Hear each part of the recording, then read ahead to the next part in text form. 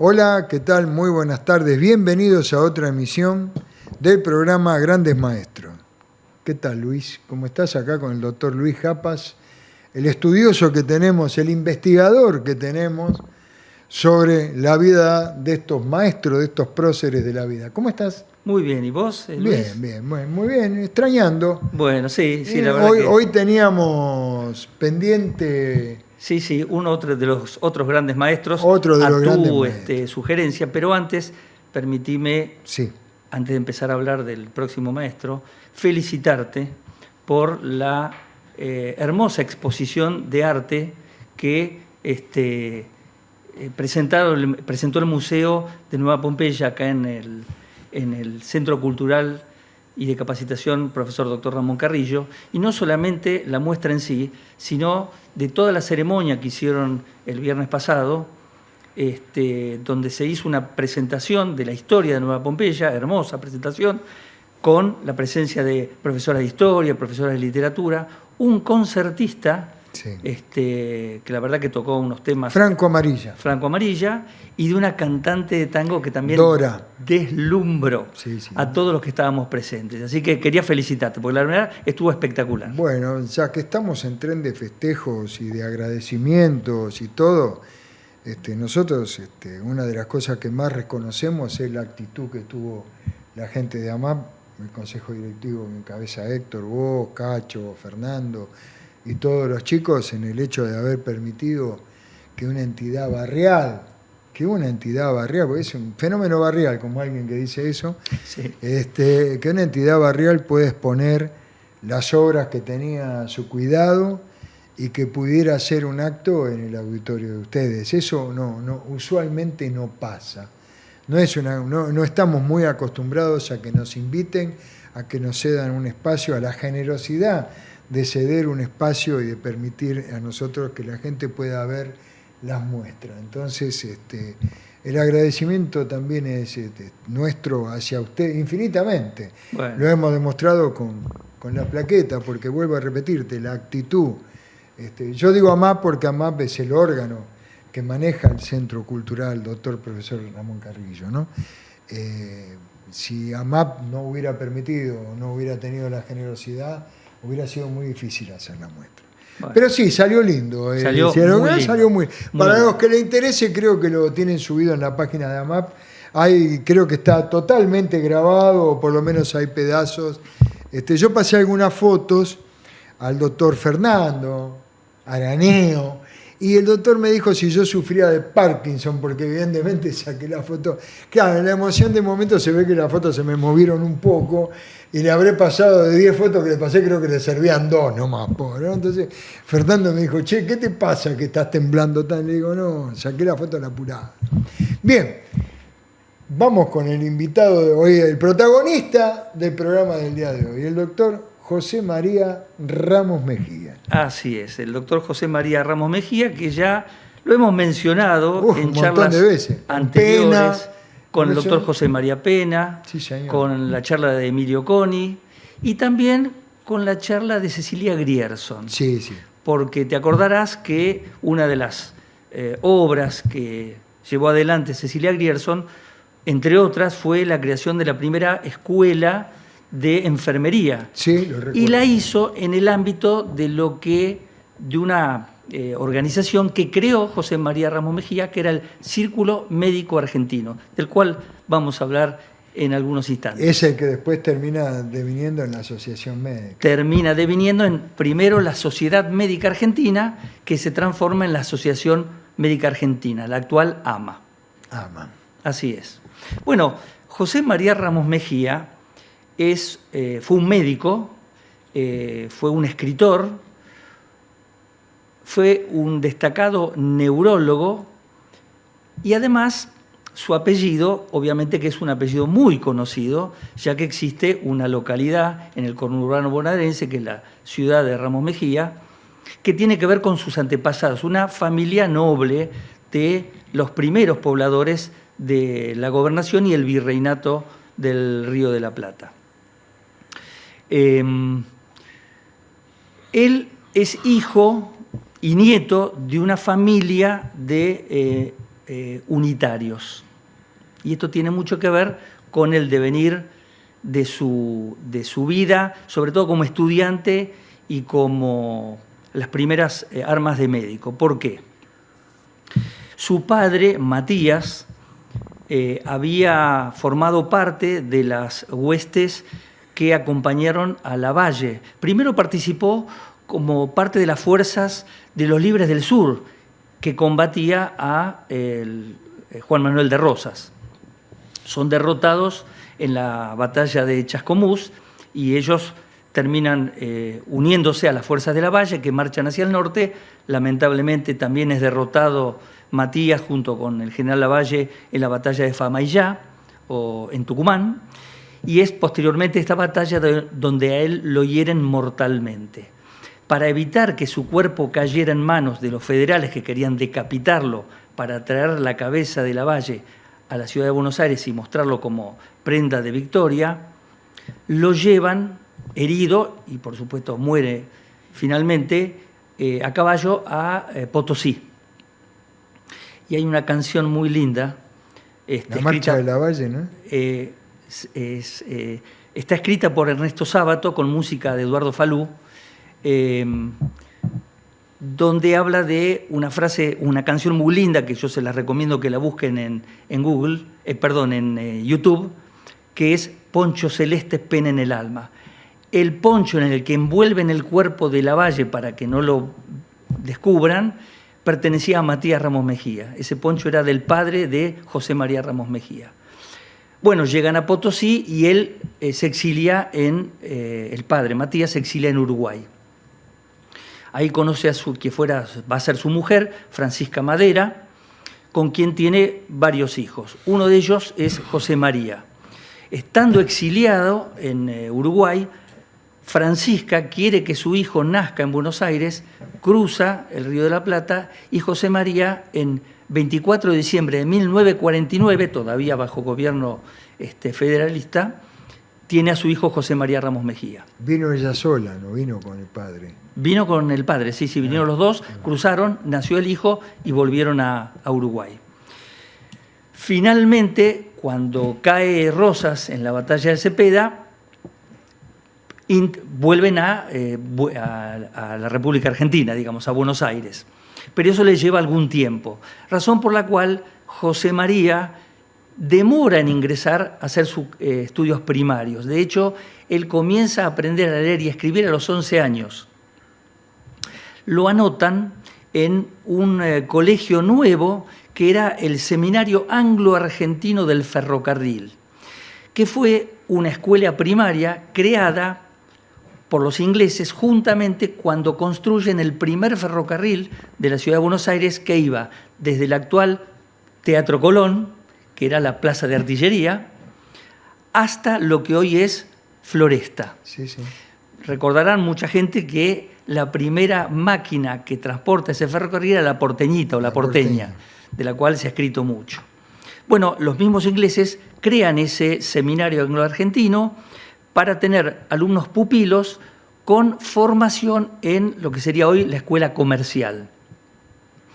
Él hace parte de sus estudios primarios en ese seminario, luego pasa a un colegio llamado Luis de la Peña, del cual yo no pude encontrar mucha información. Dicen que después se transformó en una escuela normal, pero hasta ahí pude llegar en la investigación. Termina sus estudios primarios en esa escuela y pasa a anotarse en el Departamento de Estudios Preparatorios de la Universidad de Buenos Aires. La Universidad de Buenos Aires todavía correspondía o pertenecía a la provincia. Y este Departamento de Estudios Preparatorios era un bachillerato, porque al principio la universidad tenía un bachillerato para prepararlos para la universidad. Siendo alumno, junto con su hermano mayor Francisco, que ya estaba en la Facultad de Derecho, el 13 de diciembre de 1871 ocurre una situación que muchos habrán escuchado nombrar. Se suicida un alumno de la Facultad de Derecho debido a que un profesor, por lo que describen bastante déspota, lo había reprobado en una materia. Eso generó una reacción estudiantil liderada por José María y por su hermano Francisco, estudiante de Derecho. José María todavía es estudiante secundario en el bachillerato de la universidad. Se pliegan muchos alumnos en este reclamo y también algunos profesores. Esa agrupación que se forma se llama 13 de diciembre, justamente que es la fecha en que el alumno pierde la vida, se quita la vida. Y además preparan o fundan una publicación, un boletín llamado también 13 de diciembre, lo cual genera una gran revuelta dentro de la universidad. En esta foto podemos ver a la derecha de la pantalla con el círculo negro a José María y del otro lado, rodeado por un círculo blanco, a su hermano Francisco, junto con el grupo de estudiantes que habían conformado esa agrupación 13 de diciembre. Bueno, esto genera obviamente una revuelta dentro de la universidad que comienza a hacer algunos cambios, que algunos historiadores dicen que es el precursor de la el famoso cambio de 1918 en Córdoba de los estudiantes, como primera medida. A partir de esta medida, bueno, obviamente... Como que esto fue el embrión. Esto fue el embrión, pero ya había un cierto... enojo de los alumnos por la fama. Algún criterio reformista. Claro, pero eran muy autoritarios los docentes. Sí, sí. Y además, a partir de esta revuelta también la universidad deja de tener el bachillerato. Pero esto no ocurre sin algún daño, porque tanto Francisco como José María son suspendidos de la facultad y son acusados de delitos de imprenta. Finalmente, por acción de quien fuera el rector del Colegio Nacional de Buenos Aires, Amancio Alcorta, consigue anular o suspender esa medida y ambos son reincorporados a los estudios. Ingresa a la Facultad de Medicina, pero en 1874 ocurre el intento de golpe de Estado de Bartolomé Mitre, que quería impedir que Nicolás Avellaneda asumiera el gobierno argumentando fraude electoral. El padre, Matías, Francisco y José María se suman al ejército de Bartolomé Mitre, que es derrotado por las tropas de Avellaneda en la batalla de la Laguna La Verde, y son apresados y encarcelados. Posteriormente, al poco tiempo, Nicolás Avellaneda declara una amnistía y son liberados. Ese mismo año, José María, siendo todavía estudiante, es designado diputado a la gobernación de Buenos Aires. Más adelante vamos a ver que él asume un cargo de diputado nacional, pero en ese momento... O sea, diputado provincial. Provincial, exactamente. ¿Y qué edad tenía más o menos en ese momento?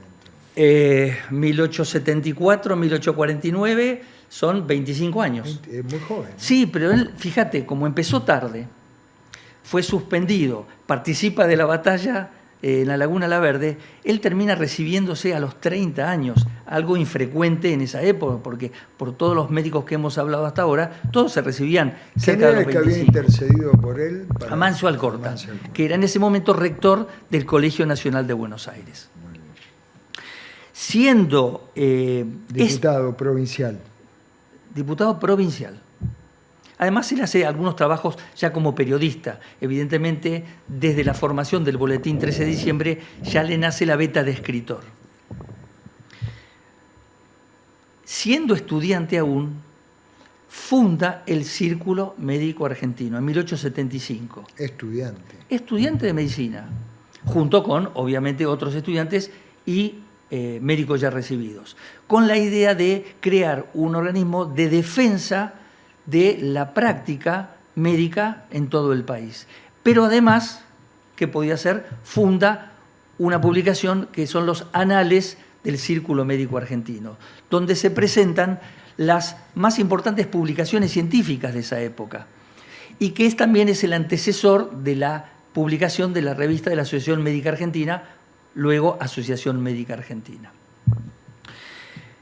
Para esa época, un año antes, se hace en el país la primera convención sanitaria internacional en la que participan Brasil, Uruguay y Argentina. No nos olvidemos que en esa época, ya lo hemos hablado cuando hablamos de Coni y Pena, era la época de las grandes epidemias, peste, cólera, fiebre amarilla, sí, señor, con la idea de organizar, que cada país organizara sus propios lazaretos. Y es en ese momento donde se establece el primer lazareto, digamos, internacional en la isla Martín García, que es el que posteriormente fuera enviado ahí bajo la supervisión de José María Pena, el doctor Salvador Massa. Salvador Massa. ¿Te acordás que lo habíamos mencionado? Sí, sí. Bien, fue creado en ese año 1874.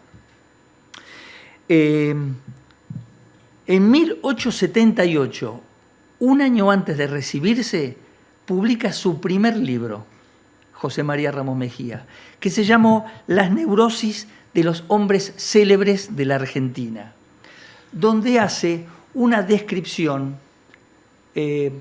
no histórica, sino más bien psicológica de parecido a Nelson Castro, ¿no? Que analiza la personalidad o las patologías que puedan tener nuestros próceres también.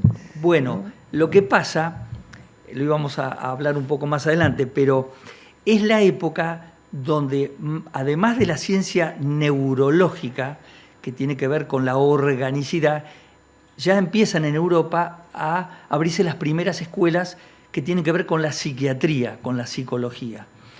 De hecho, Salpêtrière, en París. La Salpêtrière con Charcot a la cabeza, que fue maestro de Sigmund Freud, claro, del doctor Sigmund Freud. Sí. Bueno, de hecho, después de recibirse, José María Ramos Mejía es nombrado después de unos años a cargo de la Cátedra de Enfermedades Neurológicas. Pero él en realidad nunca desarrolla su carrera de médico como neurólogo organicista, sino que más bien siempre se inclinó hacia la parte de la psiquiatría, porque a él lo seducía mucho todo el tema del estudio de la locura. Y este ensayo que él escribe antes de recibirse sobre las neurosis de los hombres célebres en la Argentina hace una suerte de perfil psicológico de Juan Manuel de Rosas, y él como unitario lo menciona como el tirano, Monteagudo, y el tercero es, que ahora se me fue, me voy a fijar, el almirante Brown, Guillermo Brown. Es una obra interesante desde el punto de vista del abordaje de la psicología de estos personajes y la influencia de sus personalidades en el devenir histórico.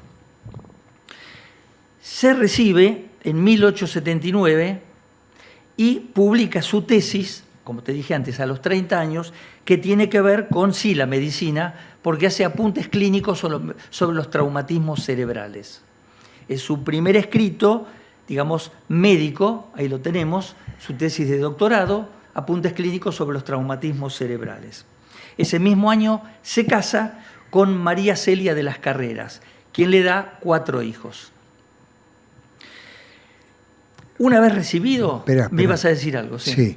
Lo que te voy a decir es, en realidad, la gente en este momento debe estar como a pico seco, debe querer tomarse algún té, un cafecito. ¿Qué te parece si hacemos un pequeño corte, pero muy breve, y volvemos y seguimos? Porque está muy interesante la vida de Ramos Mejía. Bueno, muy bien. Aparte de todo, un personaje, ¿eh? Sí, desde muchos puntos de vista y da para un debate. El político, sí. Fundamentalmente me parece que más como político que como médico. Pero como político, si a los 25 años ya formaba parte de la Diputación Provincial, si había combatido al lado de mí, evidentemente era un tipo... Una formación política, evidentemente, de familia. Exactamente, eso te iba a decir, de familia, un cuadro de familia. Vamos a un cortecito y volvemos con Grandes Maestros, por favor.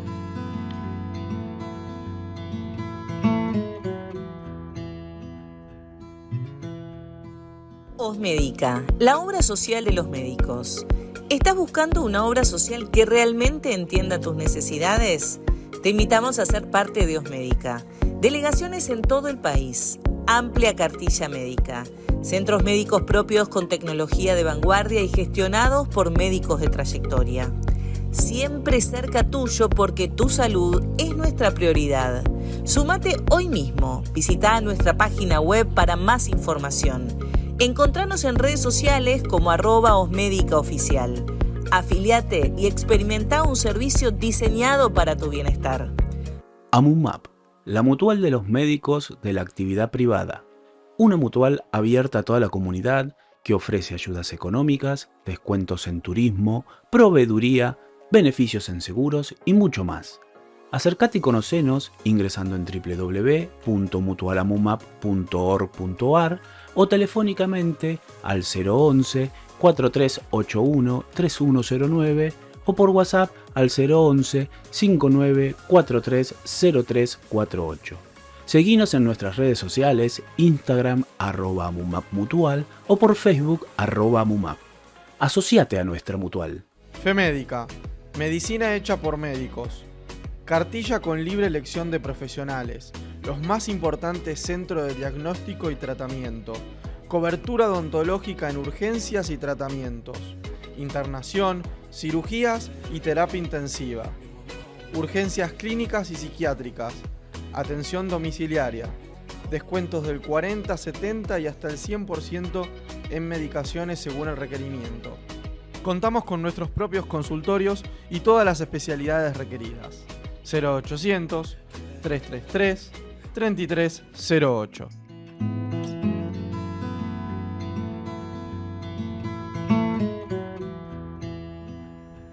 Bien, volvemos del corte acá con el doctor Luis Japas en Grandes Maestros por el canal de AMAP.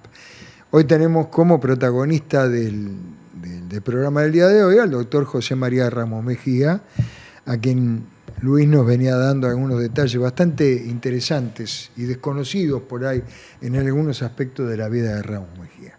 Sobre todo lo que hace a la vida premédica, ¿no? Con toda la actividad que llevó con adelante. una actividad política, sí, incluso de llevar adelante ideas, incluso levantando las armas si era necesario, ¿no? Exactamente. Bueno, siendo alumno del secundario, ya se pliega o lidera la revuelta en la universidad cuando aún no era alumno universitario. Sí, era universitario, pero no terciario, digamos. No terciario, sí, Sí, era, sí. pero era alumno secundario, por Sí. más que la escuela dependiera de la universidad. Exactamente. Me imagino que lo debe haber hecho porque su hermano estaría integrando por ahí toda esa movida y él al acompañarlo debe haber quedado también Sin ninguna duda, sin inmerso. ninguna duda. Porque Y aparte un tipo que presenta un libro antes de recibirse. Así ¿no? es, así Tenemos es. varios casos que vos mencionaste de tipos que han escrito libros y que tenían presentaciones. Ya voy a hacer uso de mi memoria. Bien. Quien también había escrito o hacía publicaciones. Bien. Si no me equivoco era Coni. Emilio Coni. Emilio Coni. Exactamente. Antes de ser, el tipo llevaba adelante publicaciones médicas y la revista médica. Exactamente. Por supuesto con la firma de otro, me imagino que sería algo así, ¿no? Sí, sí. Pero vos sabés que, bueno, ahora que lo mencionás, fueron contemporáneos con Emilio Coni. De hecho, se reciben el mismo año, a pesar de que Emilio Coni se recibió más joven, y contemporáneo de José María Pena. Otro que se recibió al mismo tiempo que él fue Baldomero Sommer, de que seguramente más adelante en alguna charla vamos a hablar de él.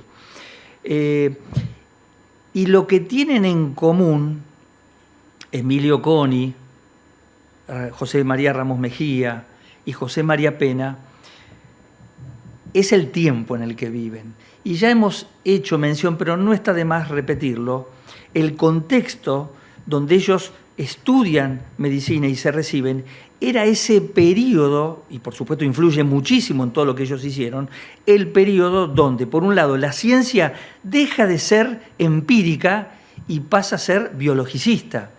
No nos olvidemos que aparecen los descubrimientos de las causas de las enfermedades, los gérmenes, aparece la radiología, aparece la anestesia quirúrgica, con lo cual se deja un poco de lado todo ese aquel conocimiento empírico. Vos te acordás, lo hemos hablado, la teoría miasmática de las enfermedades pasa a ser la teoría microbiológica o bacteriológica, y la necesidad de crear organizaciones para prevenir las enfermedades en lo que hacía a la higiene, a la sanidad de las ciudades y de las personas. Pero otro que estaba cerca también en la franja de ese tiempo, ¿no era Posadas?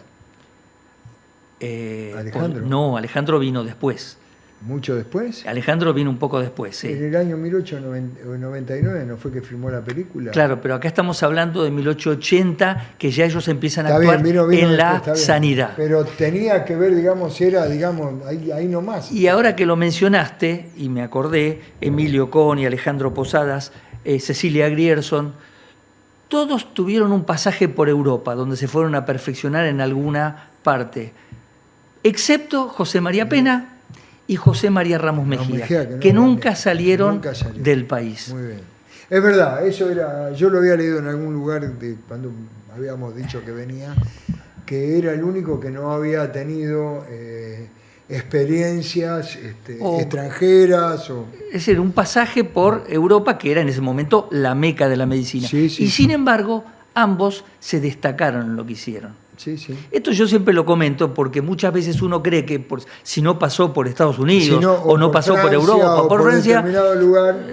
no tiene ningún valor o no es capaz de hacer un camino por sí mismo. Y por supuesto eran gente muy estudiosa que aprovecharon todos los conocimientos de la época para aplicarlos, en nuestro caso, en lo que fue inicialmente la asistencia pública, la primera organización de prevención de las grandes epidemias en la Ciudad de Buenos Aires, y el Departamento Nacional de Higiene, porque tanto José María Ramos Mejía como Emilio Coni, con José María Pena, pasaron por ambas instituciones. Su primera participación como médico fue durante el levantamiento del gobernador Juárez Selman en 1880 contra la ley de la federalización de Buenos Aires. Participaron varios ahí. Sí, pero ahí participó como médico en el Hospital de Sangre. ¿No fue la batalla del Parque esa? No. A ver, déjame hacer memoria. 1880. 1880, exactamente, sí. Estaba la revolución del Parque. La revolución me quedé del Parque. con lo de la batalla. No, ¿sabés por qué me quedé? Porque ahí hubo varios, ahí todos los que vos nombraste. Cecilia Grierson. Que eran los que atendían a ambos. Exactamente. Digamos que no partes. había distinción. Bueno, a él lo pusieron partes. a cargo del Hospital de Sangre, que estaba ubicado donde hoy está la vieja Facultad de Ciencias Económicas, que después pasó a ser Facultad de Medicina. Sí. Bueno, no duró mucho, afortunadamente, la Revolución del Parque, y él lo nombran médico del Hospital San Roque, que había sido el viejo lazareto de San Roque, donde fueron a parar las primeras personas contaminadas para hacer la cuarentena. Y perito en los tribunales, perito médico en los tribunales. 1880, federalización de la Ciudad de Buenos Aires, Avellaneda lo nombra a Torcuato de Alvear como intendente y organiza la comisión municipal. Dentro de esa comisión municipal estaba la sección de higiene, que era una sección de esa comisión municipal, en la que trabajaron José María Ramos Mejía, Emilio Coni, y lo hemos mencionado cuando hablamos de este último, Ignacio Pirovano. Pero José María Ramos Mejía vio que era demasiado poco frente a, por ejemplo, lo que se había constituido en el gobierno anterior, el Departamento Nacional de Higiene, que tenía, digamos, un ámbito mucho más grande. Entonces él propone crear una suerte de organismo separado y en 1883, 3 años después, se funda la Asistencia Pública Porteña y es designado su primer presidente, colaborando.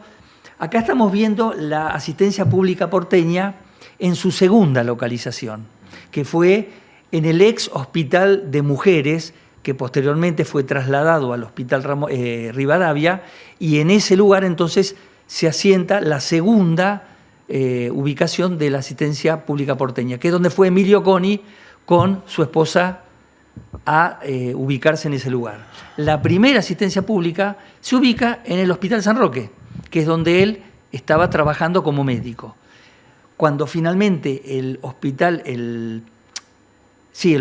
General de San Roque pasa a ser no solamente un lugar tipo lazareto, sino que un hospital general, deciden trasladar la Asistencia Pública Porteña a ese lugar, donde Emilio Coni y José María Ramos Mejía, hacen un trabajo muy combinado, porque eran muy amigos entre ellos dos.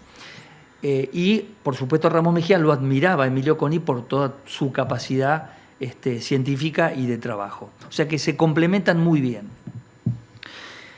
Es en esa época donde, lo hemos comentado, ocurre una de las epidemias de cólera, 1886, y le otorgan poder de plenipotenciario, por decirlo así, a José María Ramos Mejía, para armar, entonces sí, ahí sí, el Hospital General de San Roque, que posteriormente va a ser el Hospital Ramos Mejía, y trasladar la asistencia pública.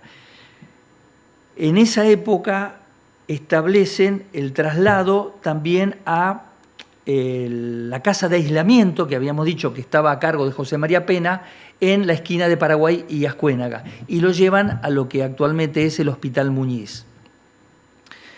Mucho no le gustó a Torcuato de Alvear porque sentía que lo pasaban por arriba, porque le habían dado poderes casi absolutos a José María Ramos Mejía. Eso le generó una pelea tanto con Ramos Mejía como con Coni. ¿Te acordás que yo había dicho que Coni había hablado con Busquiazo, que estaba en ese momento embelleciendo la Recoleta, recuerdo que y se llevó al arquitecto a armar el Hospital Ramos Mejía? Y Torcuato de Alvear había ido a llamarlo al orden porque decía, ¿cómo puede ser? Exacto. Bueno, cuando vio la obra terminada en el hospital, se echó para atrás y hicieron las paces. Pero bueno, terminó su periodo José María Ramos Mejía y dejó la asistencia pública. Pero fue el creador, el que la pergenió, el que la organizó. No renovó, ¿no? No renovó en la asistencia pública. Posteriormente se haría cargo del Departamento Nacional de Higiene, pero más adelante. Te hago una pregunta, porque tengo una duda. Porque yo no recuerdo, creo que fue él el que rechazó una cátedra porque decía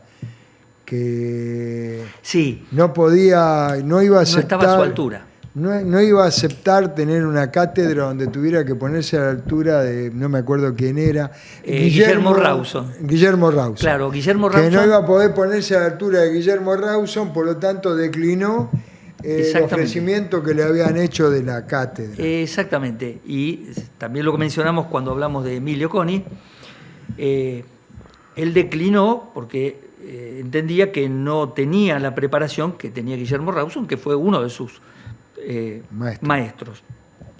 Emilio Coni sí tenía intenciones de hacerse cargo de esa cátedra, pero por acomodo terminaron dándosela a otro profesor y tampoco Emilio Coni pudo hacerse cargo de esa cátedra.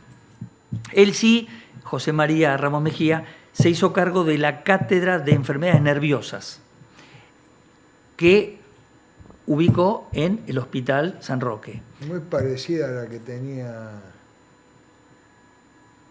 No, por ahí estoy... Divagando. No creo que esté divagando tanto, pero... Pero como te decía antes, si bien la cátedra era una suerte de cátedra... ¿No tenía algo que ver con Charcot esa cátedra? No, pero vos te adelantás. Siempre pero estás tenía, un paso adelante. Pero tenía. En algún momento mi pasaje por salud mental algo uno recuerda. Él, dentro de esa cátedra de enfermedades nerviosas, crea primero una sala de patología nerviosa, que a los 2 años se transforma en cátedra de patología nerviosa. Y eso lo hizo 2 años después de que Charcot hiciera su primera cátedra, digamos, de esta enfermedad, que hablaba más de las enfermedades psiquiátricas o psicológicas que de las neurológicas. Y fue la segunda cátedra, como tal, en el mundo occidental, creada luego de la de Salpêtrière en Charcot. Escuchame, para no haber viajado, igual el tipo un adelantado. Por supuesto, porque él siempre estuvo más atraído de la patología psiquiátrica o psicológica que de la patología neurológica en sí. Él no hizo grandes trabajos sobre la neurología como la conocemos hoy, pero sí fue un precursor y de hecho fue maestro de otro gran médico psiquiatra que fue José Ingenieros, que también vamos a hablar más adelante. Fue su gran discípulo y él lo tenía, José María Ramos Mejía, como su gran maestro. Ahí lo vemos, mira, sentadito con el chaleco blanco está José María Ramos Mejía y el que le apoya la mano en el hombro izquierdo es José Ingenieros. Eran integrantes de la cátedra. De 1893 a 1898, él integra el Departamento Nacional de Higiene. Se hace cargo del Departamento Nacional de Higiene, en el momento en que Emilio Coni se hace cargo de la asistencia pública y trabajan codo a codo, uno para darle ejecutividad en el ámbito nacional y otro en el ámbito ciudadano. Deja en 1898 el Departamento Nacional de Higiene y lo deja en manos de Eduardo Wilde como presidente y de José María Pena como vicepresidente. Y hay una anécdota. Estando de viaje por Europa, el presidente, José María Pena, a cargo de la presidencia, recibe una alerta de que había un brote de peste en la India. Y entonces da la orden a que todos los barcos que lleguen al puerto de Buenos Aires tienen que hacer la cuarentena en lo que llamaban el Lazareto de la Ensenada, lo que hoy sería Puerto Madero, justamente para evitar que llegaran no solamente a Buenos Aires, sino que ingresaran por el Paraná y fueran a las ciudades del interior. Regresa Eduardo Wilde de su viaje y, mal asesorado o a lo mejor presionado por intereses comerciales, como pasa siempre, porque todos los barcos que venían para comerciar, da por cancelada la cuarentena y permite que los barcos ingresen a puerto y que pasen el Río de la Plata. Obviamente empezaron a ocurrir casos de peste en el interior del país y en la ciudad de Buenos Aires, lo que motivó que él tuviera que renunciar y quedar José María Pena a cargo de la presidencia del Departamento Nacional de Higiene. Así es. Una vez que él termina la presidencia, pasa a ser, en el ámbito privado, director del Instituto Frenopático. El Instituto Frenopático fue el primer instituto privado dedicado a la atención de enfermedades psiquiátricas, tanto ambulatorias como internación. Ese Instituto Frenopático, que era un edificio hermosísimo, que estaba en Barracas, fue demolido cuando se construyó la autopista 9 de Julio Sur, que se llama Arturo Frondizi. Lamentablemente se perdió, se trasladó posteriormente. Actualmente, en la calle Entre Ríos, ¿puede ser en algún momento? No. Bueno, se trasladó sí, hubo exactamente, una parte, posteriormente. Sí.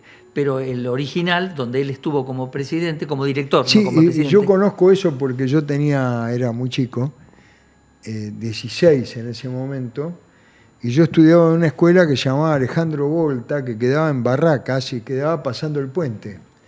Y en un momento a nosotros nos trasladaron todos a una escuela que se llamaba José de San Martín, la ENE número 12, en la Avenida Libertador. Sí. Porque precisamente esa escuela estaba la fábrica Bagley, estaba esa escuela que era Alejandro Volta, y fueron todas demolidas por la traza. Menos Bagley. No, esa parte de la fábrica también. Ah, ¿se demolió? Sí, porque la tenías prácticamente en la misma cuadra.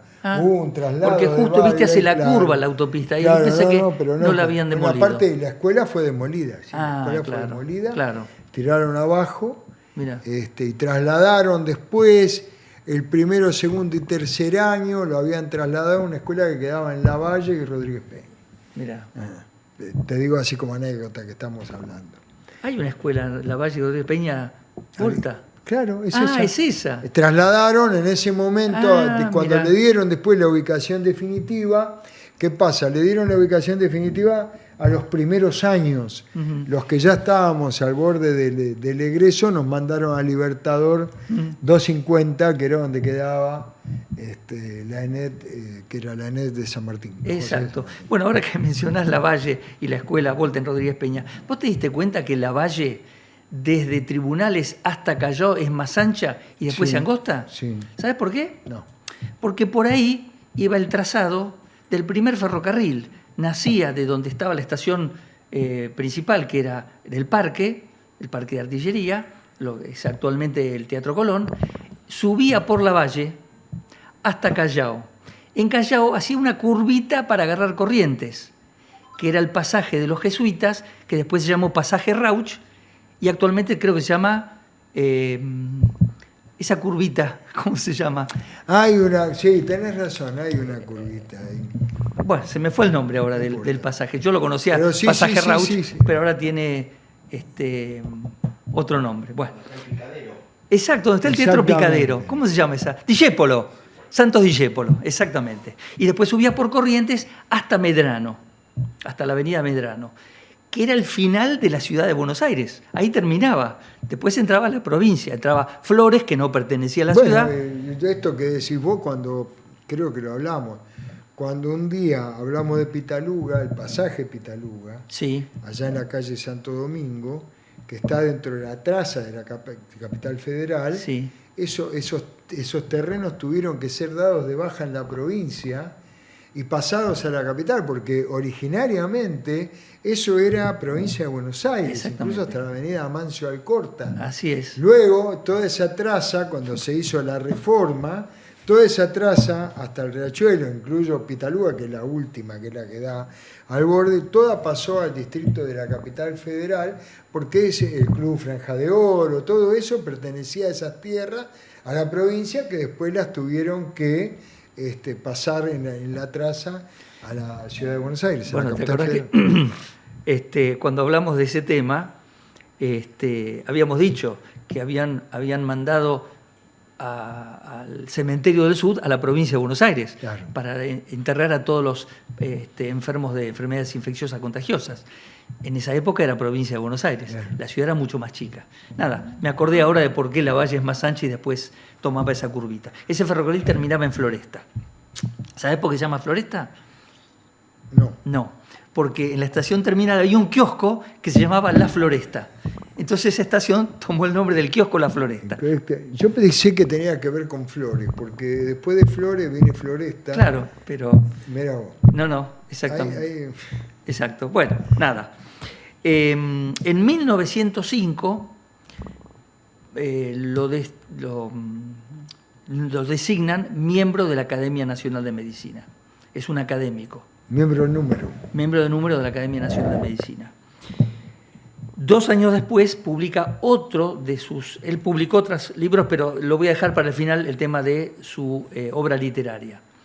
En 1907 publica uno de sus libros más importantes, que tampoco es un libro histórico, sino que es un libro sociológico, Rosas y su tiempo, donde habla otra vez de la personalidad del tirano y del... Ahí tenemos una foto de su obra, y del contexto social, de cómo estaba organizada la sociedad en ese periodo. Y realmente es un libro que es muy consultado. En 1908 ocurre un quiebre en su vida. Deja lo que tiene que ver con la medicina y lo nombran presidente del Consejo Nacional de Educación. Y otra vez tiene mucho que ver el contexto, porque no nos olvidemos que entre 1870 y 1920, en esos 50 años, ocurre la gran inmigración europea a nuestro país. Sí, señor. 1870, lo habíamos dicho en otra de las charlas, la población argentina no llegaba a los 2 millones de habitantes. El 80% analfabetos. Para 1920, la población asciende a más de 8 millones de habitantes en 50 años. Más del 50% extranjeros, inmigrantes.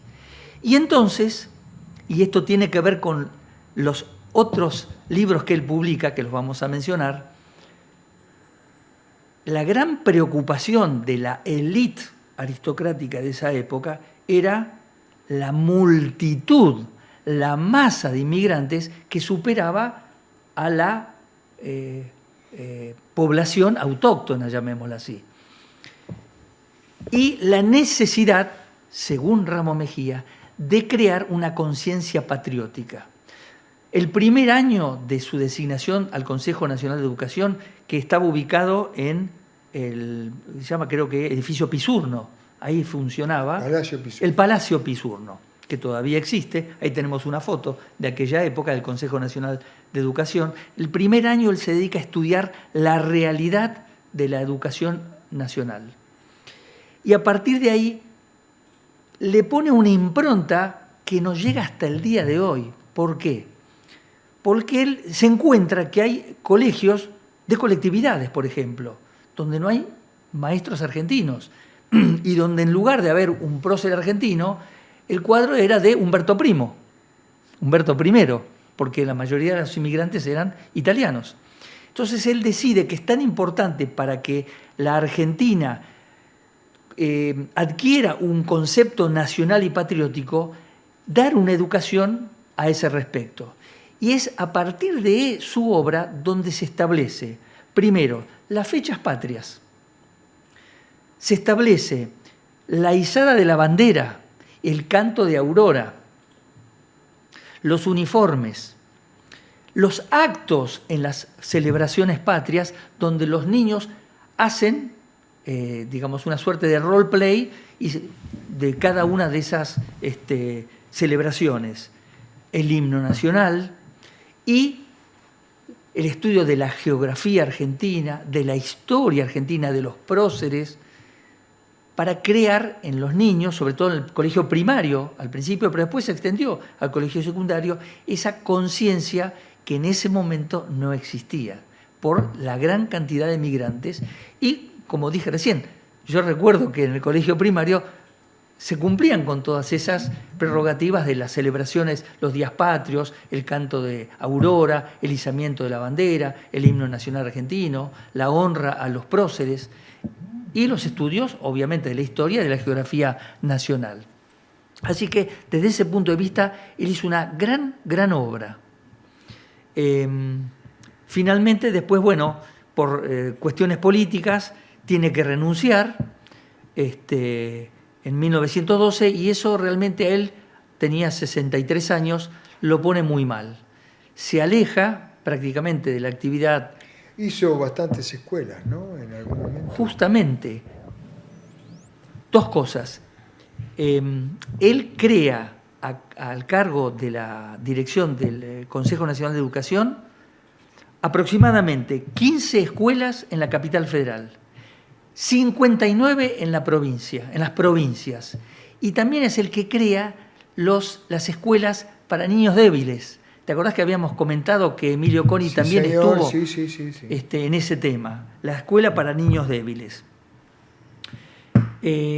Después de Sarmiento, fue el que más escuelas fundó en todo el país.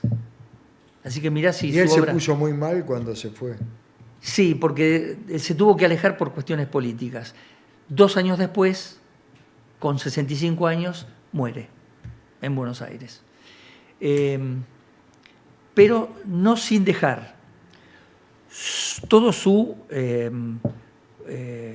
trabajo que tiene que ver con las enfermedades neurológicas desde el punto de vista médico, y es así que él, podemos dividir su obra literaria en 2 etapas.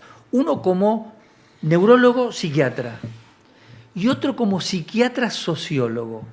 Dentro de la primera etapa podemos poner la neurosis de los hombres célebres de la historia argentina, como dijimos, donde trata sobre las personalidades de Rosas, Monteagudo y Guillermo Brown. Las lecciones clínicas de patología nerviosa y mental, que es un resumen de todas sus lecciones en el hospital, a cargo de la Cátedra de Enfermedades Nerviosas en el Hospital San Roque.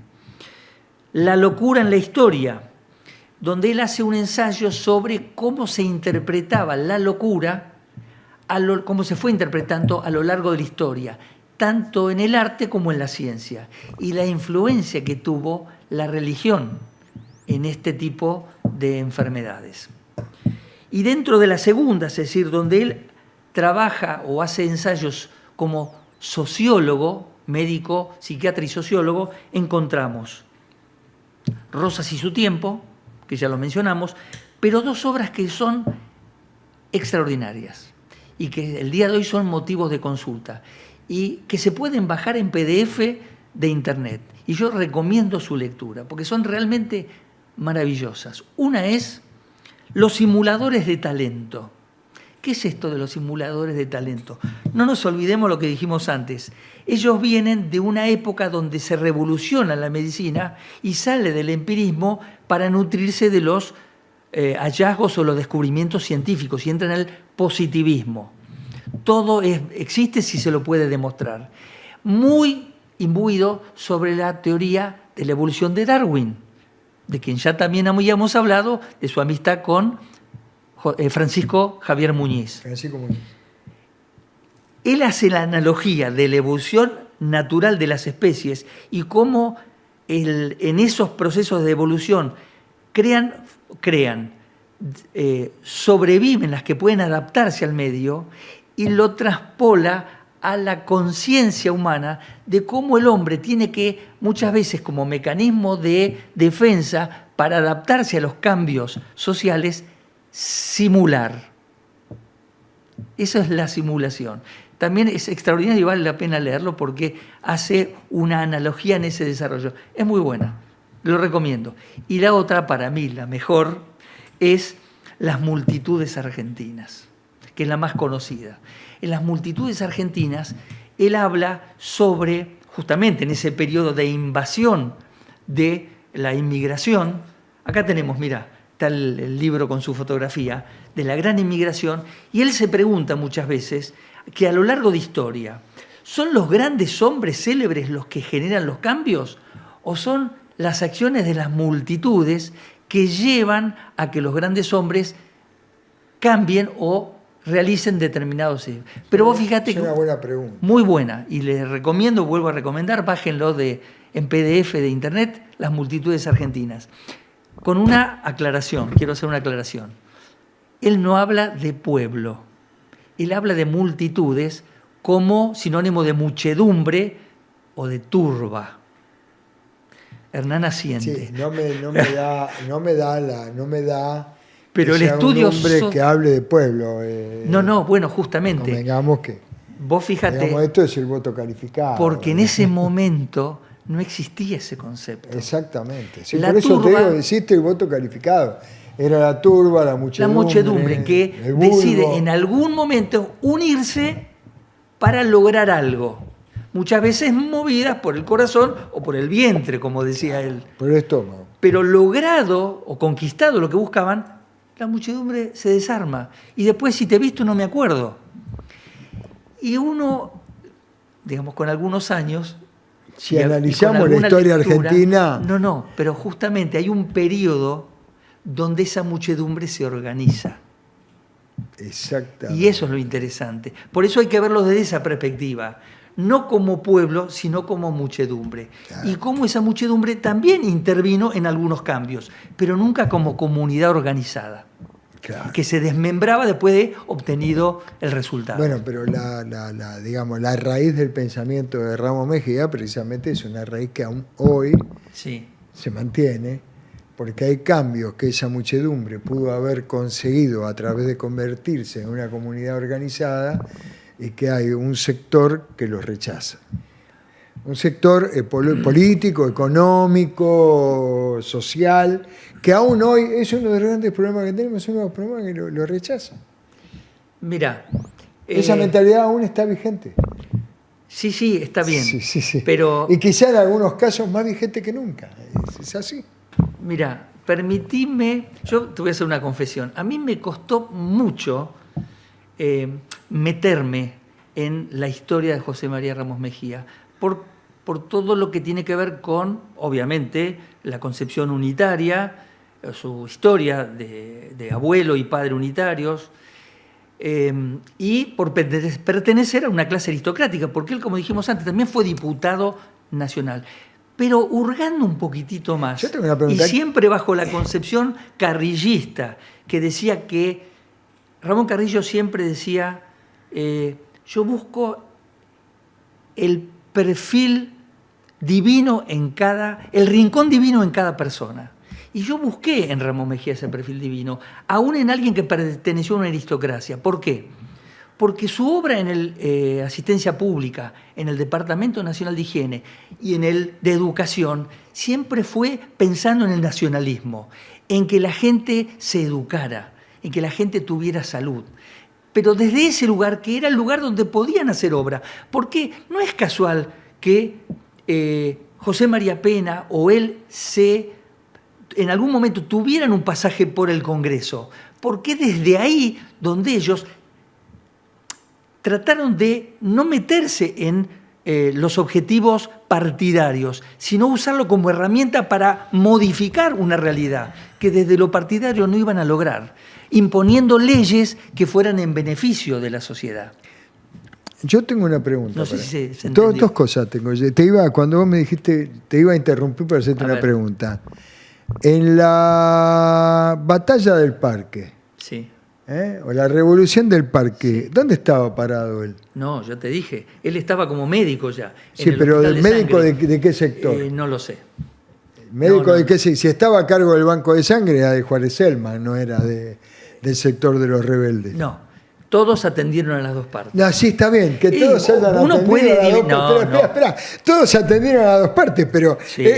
¿Bajo qué responsabilidad tenía el banco de sangre? Bajo la gubernamental, no bajo la de la revolución. Pero ya era médico, ya era médico. Ya era médico, está bien. Permitime otorgarle el beneficio del juramento hipocrático. Su apellido, ¿tiene algo que ver, digamos, con la prosapia del oeste, por ejemplo, de Ramos Mejía? De la localidad Ramos Mejía. Sí. Su apellido sí, no él. Su abuelo Francisco Hermógenes Ramos Mejía, fue uno de los primeros pobladores de todo un sector que se llamaba Los Tapiales. ¿Te suenan Los Tapiales? Sí, me suena. Bueno, él tenía una estancia en Los Tapiales que se la había adquirido a Alto Laguirre, la estancia de Los Tapiales, que todavía está dentro del Mercado Central de Buenos Aires, que es donde se filmó una escena de Camila, donde lo fusilan a Camila junto a Camilo Gorman, a Ladislao. Wenceslao. Ladislao, el padre Ladislao.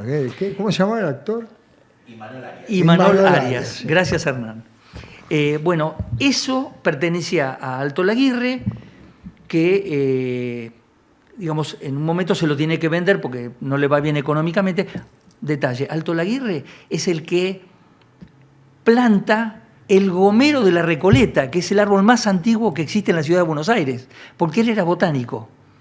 Tenía un hermano que era sacerdote y había traído de la India los gomeros. Y él lo planta, que todavía está el gomero, es enorme. Bueno, es de Alto Laguirre, que le vende la estancia al abuelo de José María, que se llamaba Francisco. Su estancia iba desde el Riachuelo, el Mercado Central está pegadito al Riachuelo, hasta el Palomar. Todo eso era la estancia. En esa época, claro. Después, con las sucesivas herencias, sucesiones, se fue loteando, pero quedó la localidad, porque ahí estuvo una de las primeras estaciones de ferrocarril y se le puso el nombre en referencia a Ramos Mejía, exactamente. Interesante. Igual veo que le das un voto. Sí, porque lo mido por su obra. Y sobre su obra pienso que en el fondo él le tocó estar donde estuvo. Y sin embargo, hubo mucha más gente de la aristocracia que fue más egoísta, más individualista. Está bien, y él, como médico, siempre desarrolló su actividad pensando en el conjunto. Por eso lo tenemos dentro de los grandes maestros. Muy bien. Bueno, hoy estuvo interesante, largo y hasta con miradas, ¿no? Cuando lo defendías acá nosotros nos cruzábamos miradas como diciendo, tiene una mirada piadosa, pero bueno, en fin, te lo vamos a tomar porque, digamos, fue elegido acá en la mesa. ¿Y la semana que viene? Acá te voy a sorprender. A ver. Porque después de todo este interregno, estuve pensando, me va a preguntar de quién hablamos después. Vamos a hablar del doctor Juan Vialet Macé. Vialet Macé. Que todo el mundo conocerá porque en Valle de Punilla hay una localidad que se llama Vialet Macé. Sí, pero yo recuerdo haber leído algo de un censo de Vialet Macé. Bueno, por ahí viene. Algo tiene que ver por ahí con viene. Uno de los primeros muy bien. Que hizo el análisis. Muy bien. En algún momento, ¿dónde fue? ¿En qué materia fue que lo vi? Claro. que lo vimos, Claro. que Vialet Macé había hecho todo un... No era un censo. Sí. O era un censo o era Sí. un estudio, en realidad era un estudio demográfico. Y tenía que señor. ver también con un estudio demográfico de las condiciones Laborales. laborales y Sí, las condiciones señor. de vida Sí, señor. y de pobreza que Sí, tenía señor. la clase obrera. Sí, sí. Ahí Y está. lo podemos, Ahí digamos, está, lo saqué recién, yo me acuerdo de Vialet Macé, no solo por la localidad, sino por lo Sí, que el señor. tipo... Y no me acuerdo qué presidente le había hecho ese encargo bueno, a él. déjame No decir importa. algo en la charla, porque si no... No, pero viste, pero sí, en algún momento ponerlo- uno se engancha con todas estas cosas. Bueno, ponerlo más o menos, ¿por qué lo elegí? Haciendo cierto paralelismo con Eduardo Pitalúa. con Eduardo Pitalúa. Bien. Bueno, muy bien. Bueno, Luis, te agradecemos. Hoy ha sido un programón. La verdad que un programón. Bueno, Hernán, como siempre, un maestro, usted ahí atrás. Bueno, a todos les deseamos un buen fin de semana. Nos vemos la semana próxima en el programa de Grandes Maestros con Vialet Macé. Juan Vialet Macé. Exactamente. Hasta la semana próxima, Dios mediante.